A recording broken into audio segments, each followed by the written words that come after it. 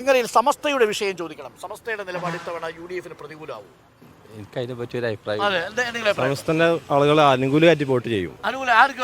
യുഡിഎഫിന് വോട്ട് ചെയ്യും. സമസ്തയിലെ എതിരഭിപ്രായമേ ഇല്ല. അങ്ങനെ ഒരു വിഷയം വരൂല. പല വിഷയങ്ങളിലും അതുണ്ടെങ്കിലും ചെറിയ ഭിന്നിപ്പൊക്കെ ഉണ്ടെങ്കിൽ അങ്ങനെ വിഷയം വരൂല. ചെറിയ ഭിന്നിപ്പേ ഉള്ളൂ. തെരഞ്ഞെടുപ്പിൽ പ്രതിഫലിക്കില്ല. അങ്ങനെ പ്രതിഫലിക്കാൻ സാധ്യതയുണ്ടോ സമസ്തയുടെ നിലപാട് തെരഞ്ഞെടുപ്പിൽ? പ്രതിഫലിക്കും. ആർക്ക് അനുകൂലമായി തീരും? എൽഡിഎഫിന് അനുകൂലമായിട്ട്. എൽഡിഎഫിന് ഒരു അടിയൊഴു കൊണ്ടെന്നാണോ പറയുന്നത്? സൂക്ഷ്മമായി നിരീക്ഷിച്ചിട്ട് പറയുന്നതാണോ? അതൊരു ആഗ്രഹം പറഞ്ഞാണോ? അല്ല, സാധ്യതയുണ്ട് എന്നാണ്. സാധ്യതയില്ല. സമസ്തയുടെ നിലപാടെല്ലാം യുഡിഎഫിന് അനുകൂലമായി അല്ലേ? മേഖലയിൽ നിന്നാണ് നമ്മൾ സംസാരിക്കുന്നത്. ശരിയാണോ? അപ്പൊ സമസ്തയിൽ അങ്ങനെ എതിരഭിപ്രായം ഉണ്ടോ? ഇല്ല, എതിരഭിപ്രായം ഒറ്റക്കെട്ടായിട്ട് സമസ്ത വോട്ട് ചെയ്യും. അങ്ങനെ തന്നെയാണ്. ഓക്കെ, അതാണ് വേങ്ങരയിലെ ആളുകളുടെ ഒരു പ്രധാനപ്പെട്ട നിലപാട്.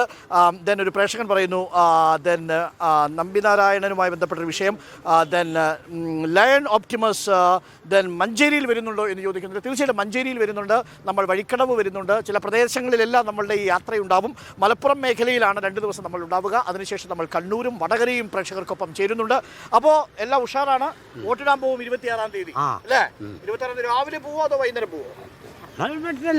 നിങ്ങൾക്ക് പെൻഷൻ കിട്ടുന്നുണ്ടോ കൃത്യമായിട്ട്? ഉണ്ടോ?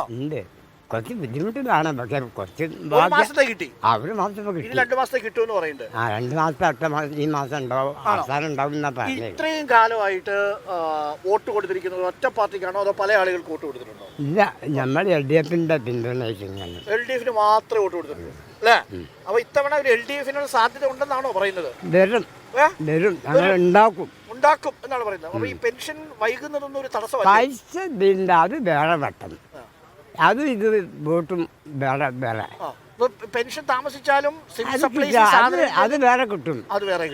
അതും വോട്ടുമായിട്ട് ബന്ധമില്ല. അത് വോട്ട് നോക്കിയപ്പോ മിനിമം ഈ പെൻഷൻ മിനിമം വേണ്ട ജയിക്കുക. അപ്പൊ ഇവിടെ പെൻഷന് വിലയില്ല. ഇത് ഇങ്ങനെ കൊടുത്തു പോകുന്നു. ആദ്യം 300, 400 ഒക്കെ ഉള്ള അന്ന് ഞാൻ വാങ്ങിക്കൊടുക്കും. കർഷക പെൻഷൻ അല്ലേ, അതെങ്ങനെ തുടർന്ന് ഇങ്ങനെ പോകുന്നു. ഇപ്പോഴും ഇപ്പൊ എന്താ അവസ്ഥ? ഇപ്പൊ 1600 കുറച്ച് വൈകിയാലും പ്രശ്നമില്ലാന്നാണ് വൈകിയാലും കിട്ടും. അങ്ങനെയുള്ള ആൾക്കാരും പറയുന്നുണ്ട് പെൻഷൻ കുറഞ്ഞാലും വോട്ടിടും. LDFിന് 100%.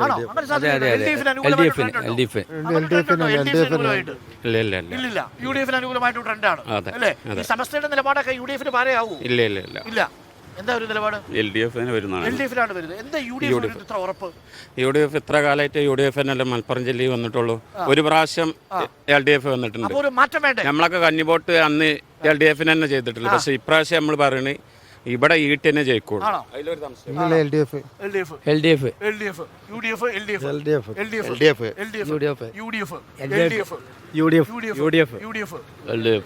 നോക്കൂ, അപ്പോൾ മണ്ഡലത്തിലെ ചിത്രം എന്താണെന്ന് പ്രേക്ഷകർക്ക് മനസ്സിലായിട്ടുണ്ടാവും. അപ്പോൾ വേങ്ങരയിലുള്ള മനുഷ്യർ, അവരിൽ പലരും നോമ്പെടുത്ത് നിൽക്കുന്ന മനുഷ്യരുണ്ട്. നമ്മളതിൽ സുനിൽകുമാർ എന്ന് പറയുന്ന ഒരു കഥാപാത്രത്തെ കണ്ടു.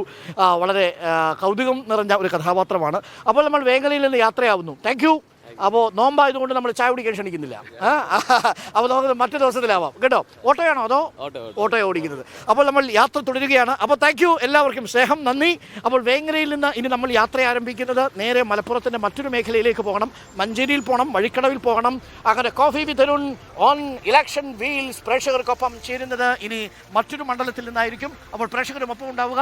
അപ്പോൾ എല്ലാ പ്രേക്ഷകർക്കും ഒരു ശുഭദിനം ആശംസിക്കുന്നു. Very happy day Saturday.